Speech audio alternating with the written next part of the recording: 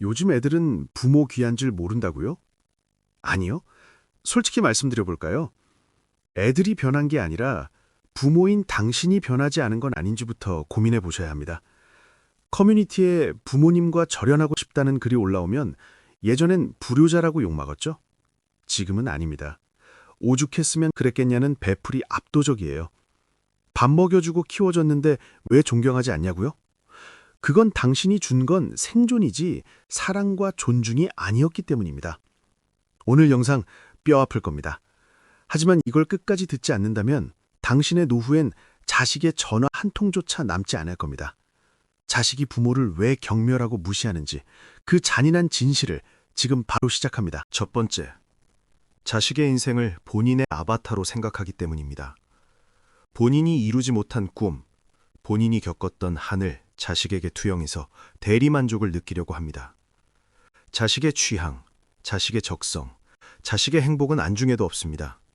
그저 남들에게 자랑하기 좋은 전유물로 자식을 대할 때 자식은 부모를 사랑하는 대상이 아니라 나를 억압하는 독재자로 인식하게 됩니다.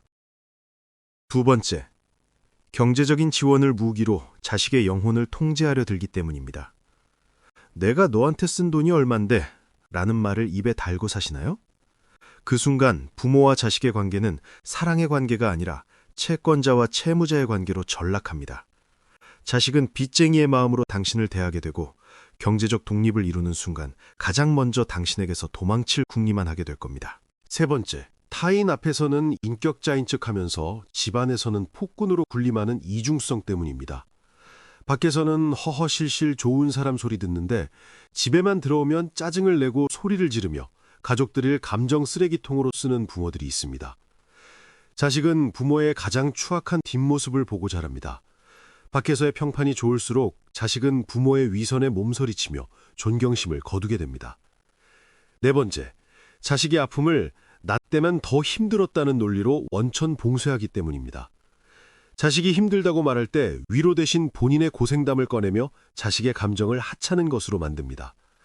고통의 무게는 상대적인 것인데 부모라는 이름으로 그 고통을 비하하는 순간 자식은 더 이상 당신에게 마음의 문을 열지 않습니다. 다섯 번째, 부부간의 갈등에 자식을 끌어들여 감정적인 인질로 삼기 때문입니다. 어머니들은 아버지 욕을 자식에게 하고 아버지들은 어머니의 무능함을 자식에게 하소연합니다. 자식은 부모의 감정 쓰레기통이 아닙니다. 부모의 불행을 대신 짊어지게 된 자식은 부모를 가엾게 여기다 결국엔 그 무거운 짐을 지운 부모를 원망하고 경멸하게 됩니다.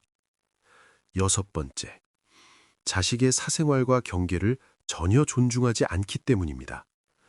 다 큰 자식의 방에 노크도 없이 들어가거나 자식의 휴대전화를 몰래 보고 자식의 인간관계에 일일이 간섭하는 행동들입니다.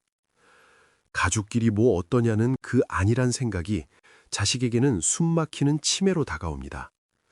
존중받지 못한 자식은 부모를 존경하는 법을 배우지 못합니다. 여기서 잠시 여러분의 생각을 묻고 싶습니다. 여러분은 부모님과의 관계에서 가장 상처받았던 한마디가 무엇이었나요? 혹은 자식과의 관계에서 후회되는 순간이 있으신가요? 댓글로 여러분의 경험을 공유해 주세요. 여러분의 이야기가 누군가에게는 큰 깨달음이 될 수 있습니다. 그리고 이런 본질적인 가족관계의 고민을 계속 나누고 싶다면 구독과 좋아로 부탁드립니다. 일곱 번째, 끊임없이 남의 자식과 비교하며 열등감을 심어주기 때문입니다. 옆집 누구는 이번에 대기업 갔다더라, 누구 딸은 용돈을 얼마 준다더라는 비교는 자식의 자존감을 바닥으로 떨어뜨립니다. 부모가 나를 있는 그대로 사랑하는 것이 아니라 나의 성취와 조건만을 사랑한다고 느낄 때 자식은 부모를 향한 정을 떼게 됩니다. 여덟 번째, 본인의 잘못을 절대 인정하지 않고 사과할 줄 모르기 때문입니다. 부모도 사람이라 실수할 수 있습니다. 하지만 많은 부모가 권위라는 가면 뒤에 숨어 명백한 잘못 앞에서도 다 너 잘되라고 그런 거다 라며 핑계를 댑니다. 진심 어린 사과 한마디면 풀릴 응어리를 끝까지 외면하는 오만함이 자식의 존경심을 갉아먹습니다. 아홉 번째, 자식의 약점을 공격의 수단으로 삼기 때문입니다.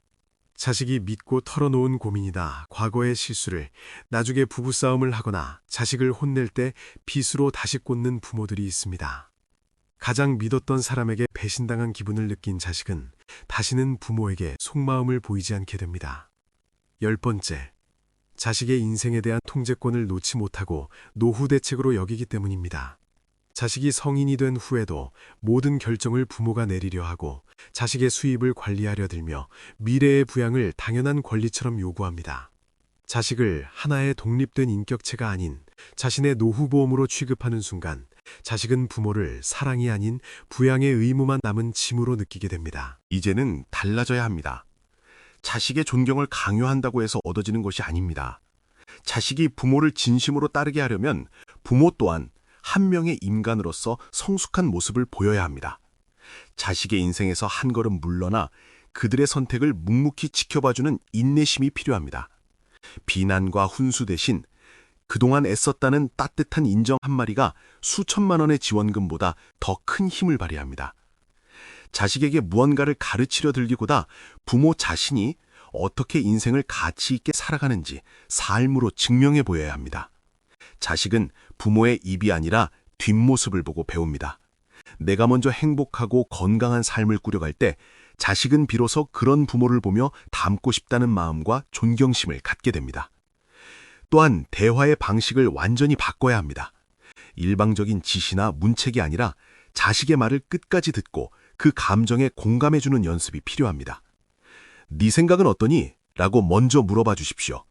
자식의 의견이 나의 가치관과 다르더라도 틀린 것이 아니라 다름을 인정하는 포용력이 있어야 합니다.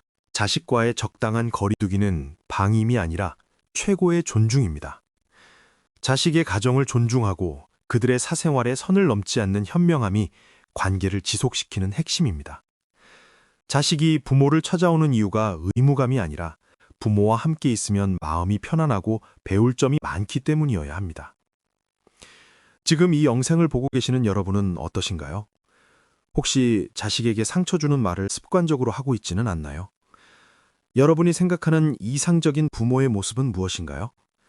댓글로 소통하며 함께 고민해 보았으면 합니다. 여러분의 작은 변화가 자식과의 관계를 회복하는 첫걸음이 될 것입니다. 부모라는 권위를 내려놓고 한 인간으로서 진실하게 다가가는 용기가 필요합니다. 내가 먼저 변하지 않으면 아무것도 바뀌지 않습니다. 자식에게 대접받기를 바라기 전에 내가 먼저 자식에게 존경받을 만한 어른인지 끊임없이 자문해 보아야 합니다. 진정한 권위는 윽박지름에서 나오는 것이 아니라 깊은 이해와 헌신, 그리고 자기 수양에서 나옵니다. 현실적인 변화는 아주 작은 것부터 시작됩니다. 오늘 자식에게 전화를 걸어 미안하다 혹은 고맙다는 말을 먼저 건네보는 건 어떨까요? 그 한마디가 그동안 쌓였던 자식의 마음속 얼음벽을 녹이는 시작점이 될 수 있습니다. 자식은 결코 부모를 미워하고 싶어 하지 않습니다. 그저 사랑받고 싶고 이해받고 싶을 뿐입니다. 그 간절한 신호를 더 이상 외면하지 마십시오. 사실 많은 부모님이 내가 어떻게 키웠는데 나한테 이럴 수 있느냐며 억울해하십니다. 하지만 냉정하게 생각해 보세요. 자식은 부모의 소유물이 아니라 부모를 거쳐 세상에 나온 독립된 생명체입니다. 자식이 당신을 피하는 건 반항이 아니라 살기 위한 생존 본능일지도 모릅니다. 당신의 말 한마디가 자식에게는 훈계가 아니라 폭력으로 느껴졌을 수도 있다는 사실을 이제는 받아들여야 합니다. 변화는 인정에서 시작됩니다. 자식이 나를 멀리한다면 그것은 자식이 나쁜 아이라서가 아니라 내 소통 방식에 심각한 오류가 있었다는 신호입니다. 요즘 애들은 이기적이다라는 말 뒤에 숨지 마세요. 그 이기적이라고 비난받는 자식을 만든 것도 결국 부모의 환경 안에서 이루어진 결과물입니다. 부모라는 이름으로 누려왔던 무소불위의 권력을 내려놓는 연습을 지금 당장 시작해야 합니다. 가장 먼저 해야 할 일은 자식의 독립을 심리적으로 허용하는 것입니다. 자식이 30이 넘고 40이 되어도 부모 눈에는 어린아이처럼 보일 수 있습니다. 하지만 그렇다고 해서 아이 취급을 해서는 안 됩니다. 자식의 선택이 당신의 기준에 차지 않더라도 그것은 그들의 인생이고 그들이 책임져야 할 몫입니다. 실패할 기회조차 뺏어버리는 부모를 자식은 존경할 수 없습니다. 오히려 자신의 앞길을 막는 장애물로 여길 뿐입니다. 또한 자식에게 감정적인 채무를 지우지 마십시오. 엄마는 너 없으면 죽는다. 아빠가 누구 때문에 이렇게 고생하는데 같은 말들은 자식의 어깨에 평생 내려놓지 못할 돌덩이를 얹어주는 것과 같습니다.